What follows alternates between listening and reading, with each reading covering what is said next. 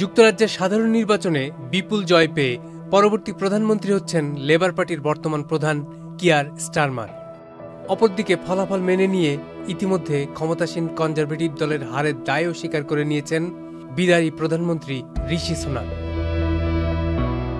Booth ফেরত সমীক্ষায় দেখা গেছে পার্লামেন্টের নিম্নকক্ষ হাউস অব কমন্সে ৬৫০ আসনের মধ্যে ৪১০টি আসন পেতে পারে লেবার পার্টি।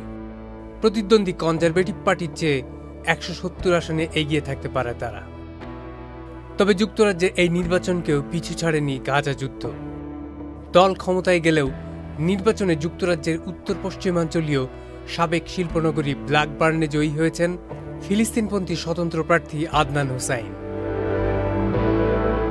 উল্লেখযোগ্য বিষয় হল, গত ৭ দশক ধরে ব্ল্যাকবার্ন আসন থেকে প্রতিনিধিত্ব করা লেবার পার্টির প্রার্থীকে ১৩২ ভোটে হারিয়ে জয় পেয়েছেন রাজনীতিতে নতুন আসা আদনান।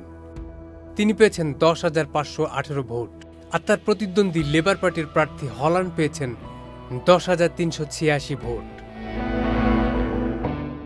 ২০১৯ সালের নির্বাচনেও এই আসন থেকে লেবার পার্টির প্রার্থী হল্যান্ড পেয়েছিলেন ৬৪.৯% ভোট। কিন্তু গাজায় ইসরায়েলের চলমান যুদ্ধে প্রথম দিকে সমর্থন জানায় labour party.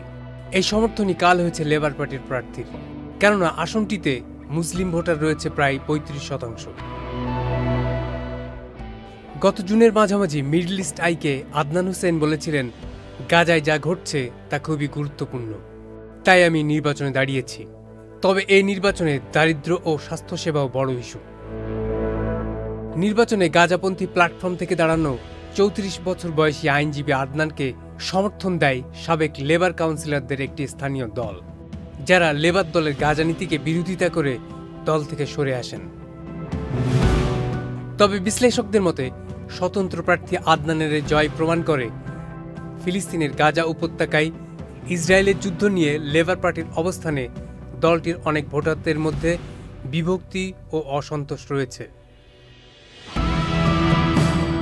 Saiduzzaman Dipu, channel I. এখন জন্ম সনদ দিয়ে খোলো বিকাশ স্টুডেন্ট অ্যাকাউন্ট। নিজের বিকাশ নিজে কর।